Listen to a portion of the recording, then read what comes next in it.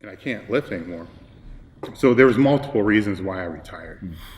I had to have a business, I had kids, and so the priority thing. Then after that, I'm like, okay, cool. I kind of got out unscathed. I can deal with a couple back injuries, and like my lower body's always been just golden. No knee injuries, no hip injuries.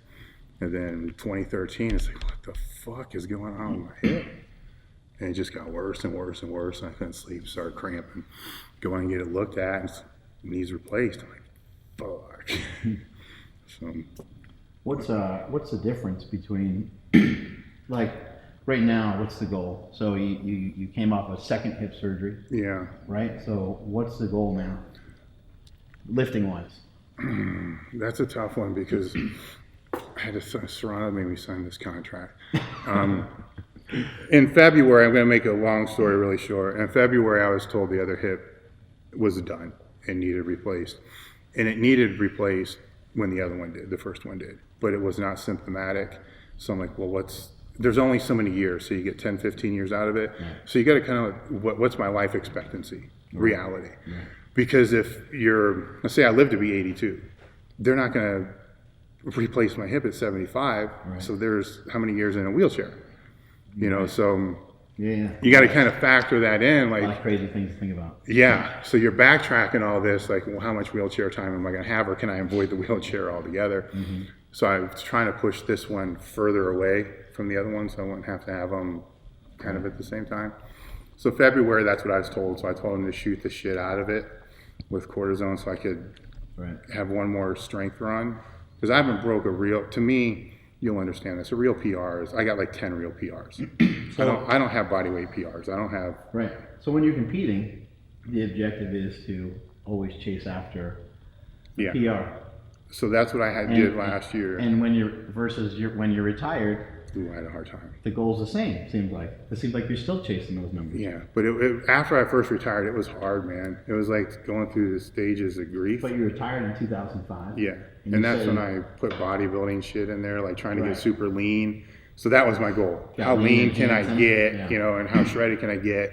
And then when that's over, it's like, well, it's like a meat, now what? Right. And then you're like, well, that sucked. I really don't want to do that again. Then you're like searching because you can't find anything. Right. And it's like, fuck, I can't really go heavy. So I'll do that again. And then when this happened in February, I'm like, well, fuck it. I can go heavy because what's the worst thing that can happen? I break my leg. Right. Who cares? And so I went up to 316 and did everything I used to do, to see what it felt like. And when it was all said and done, I did what I wanted to do, which was great. But I also realized why Louis was doing 35 workouts a week, and how much time it really takes. I don't think people understand when you're older and you got to do workouts to get ready for workouts. You got to do workouts after the workouts. You got to do recovery workouts the next day. It was taking 21 hours a week, and then your brain, my brain at least, flips. Nothing else matters. Right. It's just this. So then I went back to being like I used to be when I was powerlifting. Right. My fucking wife hated me. I didn't see my kids. It's not worth that for me now. So when you ask what's next, I told Serrano I wanted to squat 750, on a below parallel box, and he threw my contract back in my face and said that's not going to work. So you signed something that says that you're not. I said I'd never go through another heavy strength phase again. And I signed it the week before I took all the maxes. And I did it because the time it was taking away from the business, the time it was taken away from the family. Right. My kids are still growing. Right. So, before they were around, I was traveling, you remember this, all the fucking time. Traveling all the time and working all the time. And then you have kids, it's, I want to be there when they get off the bus. Right. Now when they get older and I'm not cool, I'll go back to traveling and doing everything else I need to do again. So I don't know, man. The dynamics with kids is interesting because they might not always remember you being there for everything, but that it does have a huge impact on them, whether you're there or not. Yeah. And it's not an easy thing to manage or to figure out. You're like, well, I do have a lot of, and you try to justify it, right? Because the more that you're involved in strength, the more that you can represent the company better, and the more that you do for the company, the more that you can do for your family. Yes. So it keeps working out in your head, okay? But yeah, then you're ignoring requests by your wife, and you're maybe not paying as much attention. Like I get the same thing. It's a tough battle. It's an individual battle for one thing. I mean, that's I think what everybody needs to understand is what's right for you may not be right for me. Right. You know, I'm a person that will argue against quality time.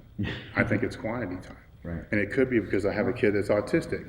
So he may only engage in narrative or dialogue or conversation once every couple of days when he wants to. Well, what if I'm not there? Right. You know, then I miss that opportunity. But that's really interesting. I think that makes a lot of sense because it doesn't matter if you're all having a good time. That's not what family's really about. It doesn't matter if you're all laughing and engaged in the same exact thing. What matters is that you're close to each other. What matters is that inside your house you fucking block everybody else out that you don't want to be part of your life. That's kind of what it ends up being about. What's inside those doors, you know? Well, you have to, otherwise it's going to consume you. Right. You know, and it did me for a long time. You know, I think that's hard when you come from powerlifting or any sport because you're used to it being everything. Right. And then it's gone, and then you want to fill that void because you don't understand. You have these other responsibilities as well, which are tough. What pushes you to get that intense? Like even as of, you know, before you sign that contract, probably, I've seen videos of you cranking up music, getting all fired up, just like you did when you were at Westside. What kind of pushes you to that level? I don't know. Especially after you've been hurt a bunch. Like you hit a dog because they pee on the floor. You hit them so many times and they learn, right? You keep tearing something over and over. I know what I'm doing is not right. You know what I'm saying? I wouldn't suggest other people do it. And I don't. You know, people ask me advice, I don't. But it's what I need to do to satisfy my own demons, right. or whatever you want to say they are. Right. Now the PR thing was completely different because the more I focused on that, the more it really fucking bothered me. Right. Because it's like I haven't broke a real PR since 2005. You know, I'm gonna be 50 soon. This is gonna be a complete impossibility. So more negative than positive. It's like, fuck, I got one shot at this, and to me it was a huge thing. You know, it was something I had to at least see. You know, can I, even if I didn't break the PR, can I get in the fat, bloated, strong condition shape to be able to try? Yeah. You know, because 5 years from now, that could be a heart attack if I try to do that. You know, so there is some critical thinking, not much. But with the strip sets and all that kind of stuff, it's just pushing to see what my mind can do. Right. And maybe a gauge of stress, you know, instead of like screaming at the kids and the wife and all that other kind of stuff, you can go in there and just beat the fuck out of yourself instead of somebody else, which is a little ass backwards. But the older you get, the question about motivation, you get this, younger people aren't going to get this. For people to think every time that we drive to the gym, we're like, fuck yeah, this is what we want to do. Right. You know, that's not true. Right. Even when I was training at Westside, I knew every fucking exit I could bolt off of to not go. Right. But I did because Libby would throw our ass out if we didn't show up or if we were late. Hey, you nearly talk yourself out of it every day, right? Every day. You know, then you're there and it changes, you know, and it's harder when you're not part of that group. This is something I don't think people understand. What, for you, what was the anxiety like training at Westside Barbell all the time, back when you were competitive? I was a dickhead, so I thrived off of it. You know, I did. I mean, to a point. Yeah. Louis could be a dick, you know that. Yeah. You know, so Louis knew all kinds of strategic Louis ways. was usually happier and joking around more so than anything. But Yeah, most definitely. And he would find ways to get under your shit. You know, and it could be, you know, him telling somebody else that he's going to bring this guy in to beat you. Yeah. And just stupid little things that Lou would do. So you'd want to rip your steering wheel off, you know, on the way home, or shit that he would say. Put something in your ear, like he might be doing like tricep extensions, and he'd be like, "Oh, so and so used 225 on that." Yeah. And you're using 185, and you're like, well, "I don't fucking care." But then you do care because it came from him. And you're like, fuck, I need to do a lot more weight on this. He was a master of motivating and controlling people with massive egos, which I don't think people give him credit for as far as being a coach.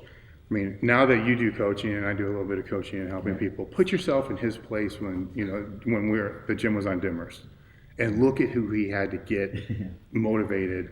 And not only motivated to be stronger, but motivated to make who you trained with better. So, it was our job to make you stronger than us. Then when you got stronger, it was your job to make us stronger than you, and vice versa. So Stafford come in, it was my job. And Fuzz, we need to make John stronger than us. And then John gets stronger, he realizes he needs to make, Louis did that with massive fucking egos. I don't know how the fuck he did it. Yeah, the place was intimidating. The door was painted black, but then it was kind of purple because the sun would still come in. Oh yeah, and then we were purposely trying to run people out. Yeah. So new people came in, we were trying to see if we could run them out because you're only as strong as your weakest person. So it was our goal, as to make that weakest person as strong as we possibly could. But if they were a weak link, we didn't want them to fuck in there because they bring everybody else down. So it's kind of this feel out period for 6 months or so, and I think Chuck didn't even talk to somebody for a year. Yeah. You had to earn his respect for, I don't think he spoke to Bob Youngs for like 2 years. Yeah. But that's that feeling out period with that, which it was great, but at the same time it created a super, super competitive environment. There's a lot of jealousy too, because I remember anytime someone new would come in, Lou would be all excited, Greg Denora or whoever it would be. Someone new would come in, he'd be all excited about that person and make all the other guys who've been there busting their ass for 5 years, 10 years, make them feel like shit. But they need that. They do, yeah. They become complacent. That's what they need because they're there for one reason, to make Westside stronger. I mean, I think what a lot of guys forget is there's only one reason to be there. Right. You're not there to work out. You're not there to train. You're not there as a hobby. You're there to fucking make Westside the strongest gym in the world. And if you're not, fuck out. And a lot of us left because we weren't willing to do that anymore. Right. And got kicked out for that reason. So I think there's a lot of negative stigma that kind of goes, with that. Where at the same time, a lot of people are like, oh man, that would have been awesome to train there. And it's like, fucker, you wouldn't have lasted 2 months. It is awesome to train there. It's not awesome to like be a member there. The hardest thing to do was to stay there. Yeah, to go there for a day or two, fucking feels great because Louis he's gonna give you a lot of free advice and you're gonna learn a lot and you're gonna be inspired by, people lifting like a bunch of fucking lunatics. And you can take some of that energy and place it into something else, but to actually train there is another thing. Well, yeah, because you never knew. I remember one meet where I bombed out and none of the guys would sit with me. I'd sit at my own fucking table. So you didn't know if they were busting your balls or if it was for real. Right. You never fucking knew. When I was coming back after my pec tear, I wasn't on speed work. I wasn't pushing with force. So Kenny started getting on my shit, and I still didn't do it. So he just started fucking throwing tissues at me. So you leave, you're mad as fuck because you don't know, is he joking or is he real? I remember Eskel was giving me shit. I was doing some dumbbell presses, and I was trying to do like more work. So I was trying to do like 5 sets of 15 or something. I can't even remember.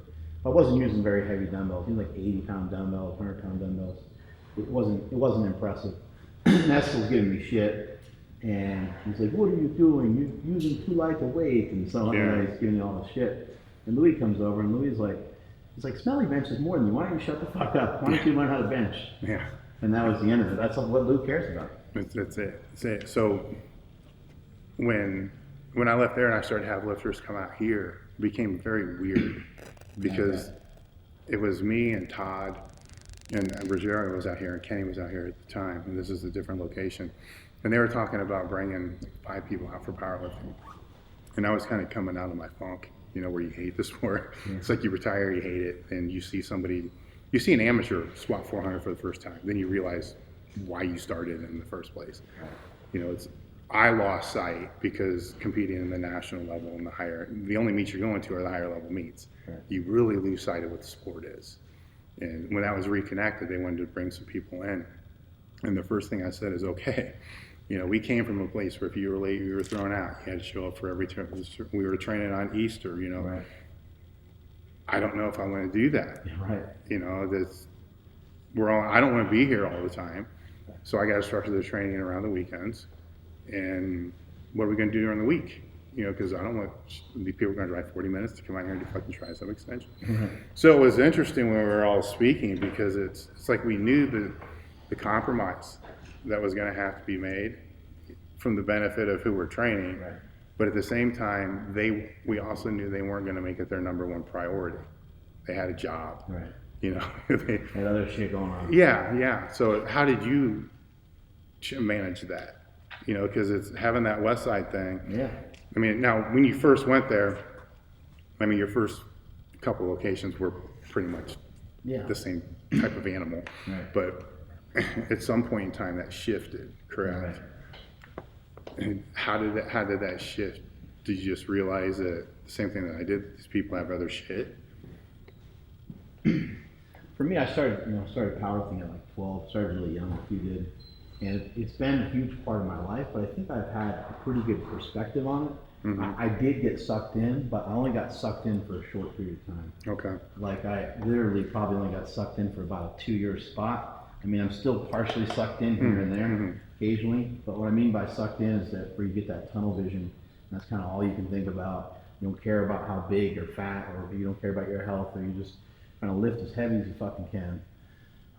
But after having perspective on that, and after going through that, I'm like, I can't expect other people to want to do that. Mm-hmm. And why would I?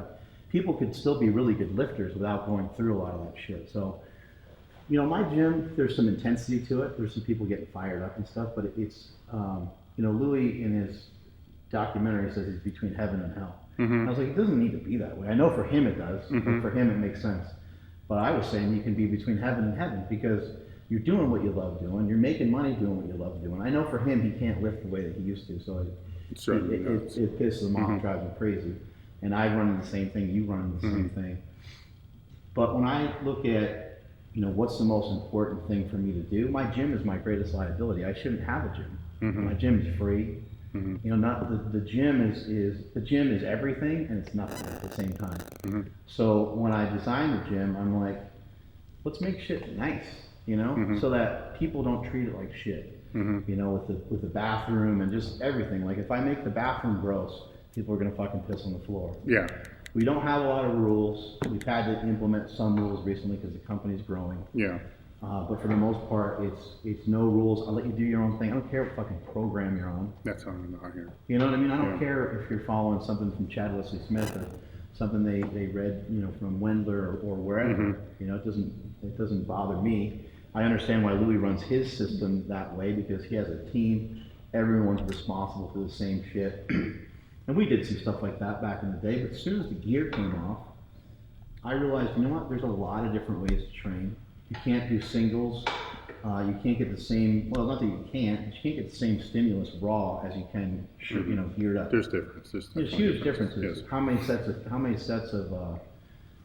reps are you going to do in your squat suit and in your bench suit? You can't really do much. There's technical differences too. You can only do, you know, 3 sets of one basically is kind of the protocol. And then when you're doing raw work, you need a lot more work. So I've always just kind of had the perspective of, you know, people are coming in for multiple reasons. People are coming in not necessarily to get stronger. People are coming in because they realize they have a weakness. They have a hole in their game. They're too fat, they're skinny fat, they're not strong enough. Whatever the case is, they feel weak and they're looking for empowerment. And so that's what I try to provide in my gym. Okay. It's a little similar here. Yeah. And my thing was a little different because from the time I competed until I finished, I had that tunnel vision. Nothing else fucking mattered. Yeah. You know, so it'd be like football, you know, pro football, like, fuck, you know, what's next? But through that, when I look back, there's regrets. And the regrets are not training related. I mean, the regrets are, you know, personal, but everybody has them. Nobody likes to admit them. Right. You know, they're all going to say, oh, I have no regrets. That's bullshit. Yes, you do. You know, everybody does. You just don't talk about them. But a lot of the times they're not training related. You know, so I don't want the people that I'm helping out here to have those regrets. I want them to earn their own. Right. You know, so if I can help them to not make those, and some of those I think for me were because that fucking tunnel vision was so strong that, man, my job, anything was based upon fucking trainings first. You know, at school I didn't take fucking classes if I had a meet coming up or had to train. It's just kind of the nature of the beast, but you always kind of get sucked back in. But my dad helped me years ago just by making a very simple statement. And people like Ed Cohn and stuff like that have been around to help and stuff too. And obviously Jesse Burdick, who I've been friends with for way too long now. We got to break up that relationship at some point. But my dad said, you know, part of knowing who you are is knowing who you're not. That's insane. You know what I mean? And I think about like Ed Cohn and Chuck Vogel, these iconic lifters, and I'm trying to figure out a way to make a mark. And it's like, well, I probably won't be the strongest powerlifter that ever lived, but maybe I can figure out a way to be more known than everybody. Well, you know, that's an interesting statement because powerlifting is a dick measuring contest. So even if, say, Ed is the strongest power that ever lived, that's not definitive. Right. You know, there's 100 people that say that they are. Right. So it's an impossible goal, Yeah. you know, to begin with. I mean, just to even be part of that narrative is almost an impossible feat. You know, I think ultimately too, you don't even know why that you want to do that. Yeah. Like, oh, I want to be rich. It's like, well, why? Like, I want to be successful. Well, what does success mean for you? Mm-hmm. What does that look like for you? Do you want to work 60 hours a week? Because that's what a lot of successful people do. Mm-hmm. And then you're not happy. So how do you know that you're... Yeah, and if it's too self-absorbed, what difference are you really making? Right. You know, because I believe we're all put here to help other people. Right. You know, I honestly do. I don't know I agree. why else we would be put here. We weren't put here to be selfish fuckers because then nobody would have been sharing food back years ago Right. or anything else. So, you know, if everything that you're doing is all under a selfish pursuit, but there's nothing that's going to help other people, there's just no... Yeah, they say the greatest way to have impact on the world is to go home and love your family. I believe that. I think it's fucking great. I believe that 100%, you know, because, you know, it makes you healthier, it makes everything healthier. Because that needs to be your reprieve. You know, business, you know, contrary to what a lot of people preach, business isn't that fucking easy. You know, there's great things that come with it, but there's a lot of shitty things that come with it too. Nobody likes to talk about. I mean, I'm sure we could sit here, cameras off, and talk for 2 hours about fucked up shit. But you know what? Over time, you learn how to reframe it. You learn how to turn it into something that's positive. Then you become a point where you start looking for that shit because that's where the opportunities are. Right. But man, it sucks when you don't know that. You know, because like, fuck, there was another punch in the face. And so I'm trying to formulate what I'm trying to say with this whole thing. You know, when it's self-absorbed, you don't have the perspective to see opportunity, if that makes sense. You know, if you're always negative and pissed off, and, you know, like, fuck this, fuck that, then you don't see this guy over here. Yeah. So you're not talking to this guy over here. This guy over here could be the person that is going to take you to the next level or may say that one thing. You know what I'm saying? I mean, it's a lot of opportunities squandered. Yeah, and even when I was doing all those seminars, not making shit, I met so many people. Yeah. And all those people ended up being a part of Elite FTS. I remember when you came out and did a seminar in Woodland, California, and I remember like the fee was $1,000, $2,000, whatever it was. I remember like I was just like, that's inexpensive. And I know that we knew each other and stuff before that, but like I was just thinking, like, and then when you left, it sunk in. I was like, I think I got a better idea why he just did that, because he's doing that to meet people and to develop relationships. Yeah. And it's not really for money. Yeah. I mean, I met you, you know, came on the site. Actually, it was, people won't know this, it's the main reason why Mark was on the Q&A to begin. This is fucking funny. This is funny. This is actually funny as fuck. And I won't mention any of the guys' names, but Mark comes to Westside and he's got a decent bench. He's got a good bench, really good bench. Everything else needed some work, but he trained hard. I mean, he passed the test of training hard. So, and he was intelligent. And I'm like, okay, and he was wrestling at the time. He could talk shit better than anybody. So I'm like, man, I'm going to put him on a site, we're going to call him Jackass, and their main goal was just to fuck with the other people on the site who were answering questions. Now, keep this in mind. I let all them know I'm bringing Mark on to fuck with you, and he's going to fuck with me. But this shit lasted, like 2 months. And they're like, fuck him, fuck that ass. I'm like, you understand, he's fucking with you. And they got so mad about it, it's like, all right, we need to shift this, and we're just going to make it about following your path to, you know, becoming the fucking elite.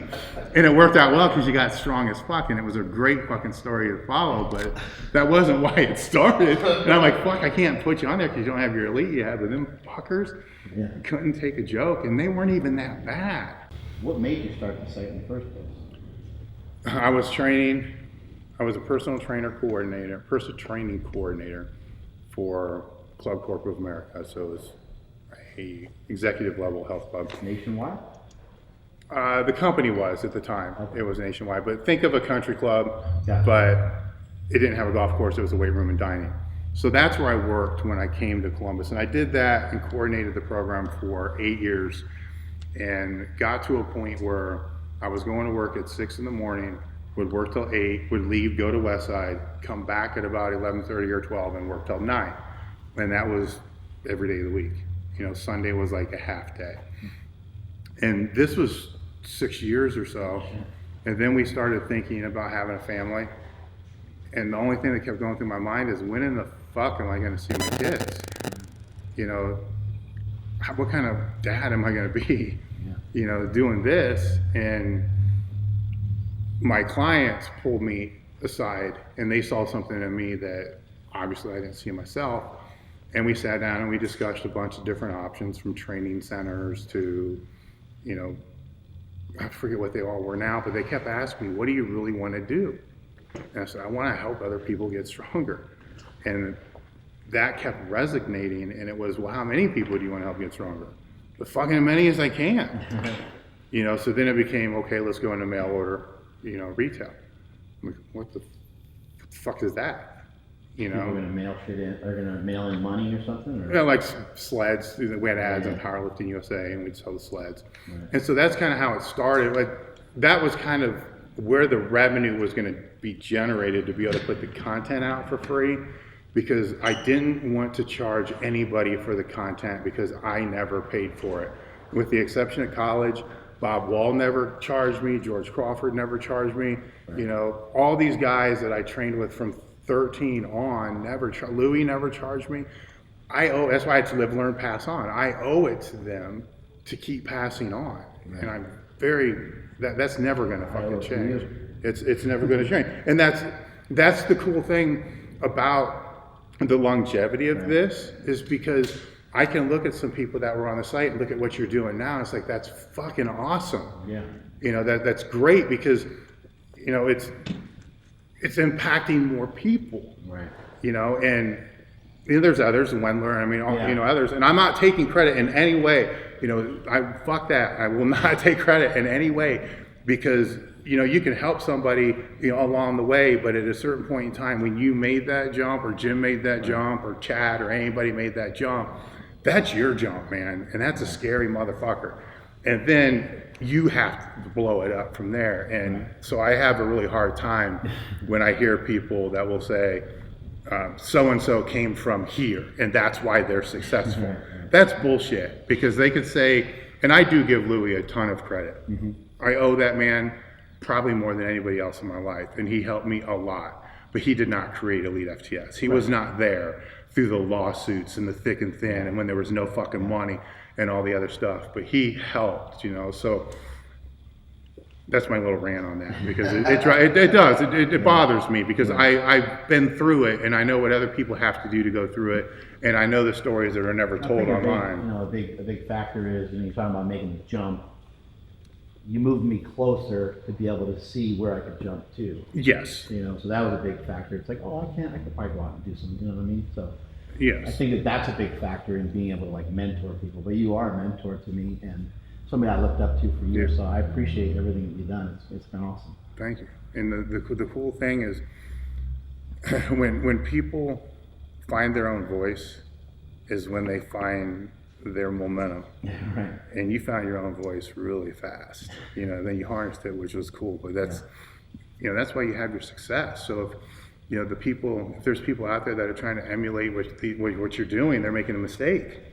You know, because they have to find their own voice. Right. Because until they do, they're just not gonna do shit. I learned a lot of weird shit from wrestling. You know, like there's only so many different matches that you can have. One guy's a bad guy, one guy's a good guy, pretty much every single time. There's some weird circumstances, but good guy, bad guy.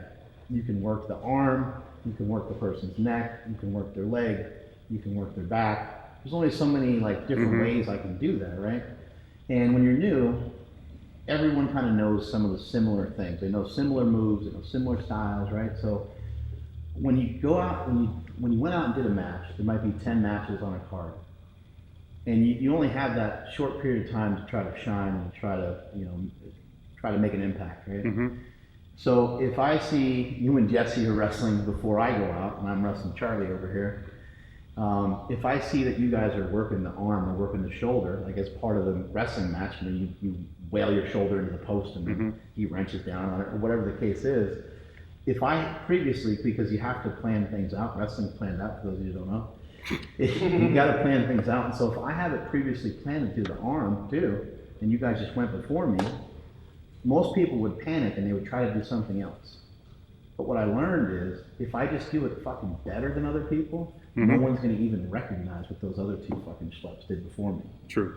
You know, and so I've taken that into every aspect of business where it's like, you can go ahead and try to copy that, but I feel really confident that I'm doing a good job of that. You know, so go ahead and try to mimic it. You know, this shit's hard.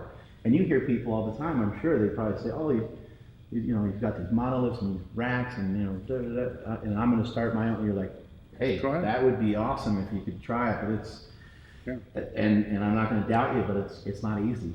Yeah, wish you the best, because shit happens, and everything from making a shirt to making a beanie to making the fucking piece of equipment is a pain in the ass. Yeah, and it's never the things you think. It's like, oh, this is going to be a piece of cake. What the fuck just happened with that? Yeah. And the hard things it's crazy. But it's fun, I wouldn't have it any other way, I suppose. It's a struggle, and I love it, and I don't see any plans on selling. This is what I want to be able to do, forever. So as long as I can, I'm going to keep doing it. My biggest fear is probably growth I can't handle. Right. So trying to position yourself in such a way that never happens. You have people in place and so forth to be able to handle if something like that's to happen. Fortunately, I've not had that problem, but maybe I should think about it more often to try to manifest it. From that standpoint. What's the end game with Elite? What's the lasting impact that you want to leave on everybody with Elite and yourself?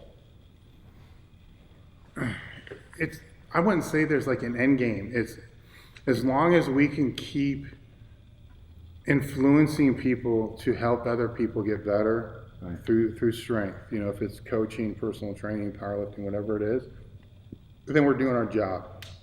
That's it. And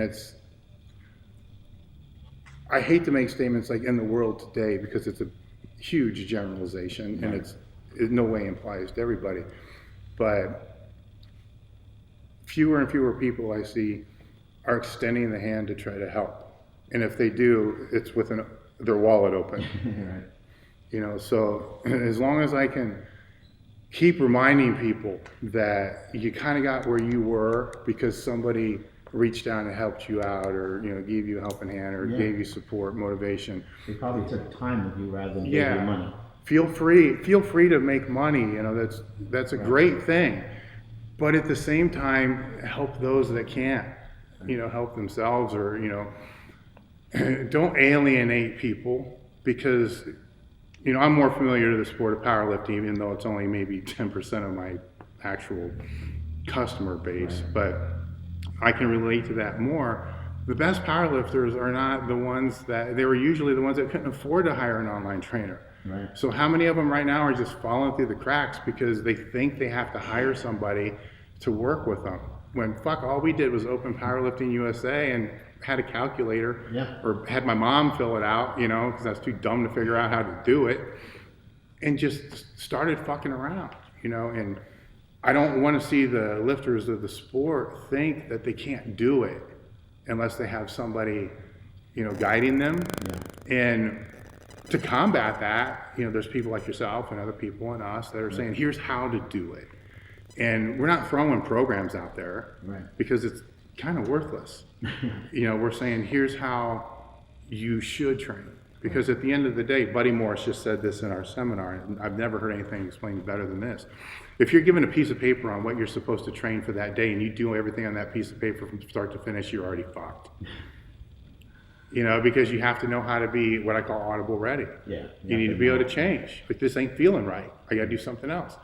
And if we're not out there coaching those people on how to make that change, how to make that pivot, then we're failing. Well, you just mentioned the biggest difference. So there's a difference between programming and coaching.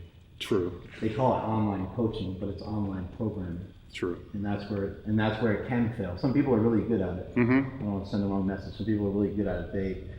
They'll give you fucking spreadsheets and stuff, and they communicate with you a ton, at least as much as they can. They watch videos of you lifting and all kinds of stuff. So there are some people. Oh yeah, I agree with that 100%. There's some people that are figuring it out and they're really able to make a good positive impact on other people. So yeah, that I agree with that wholeheartedly. The disservice to them is they can't charge what they're worth. Right. You know, because of all the other shitty things. That's why my gym's free. Yeah. Can't pay me enough money for it. We're the same out here. I don't charge anybody to come out here. Right. You know, it's kind of in the Louis mold too. If I don't charge anybody, then I don't have to. I can throw them out whenever I want. You know, so You can shut the doors whenever you need to. yeah, exactly. It's like that's it, done. You know. All right, guys. That's Dave Tate. This is the lead FTS. Really appreciate the Thank you, time. Mark. Thank you. Cool.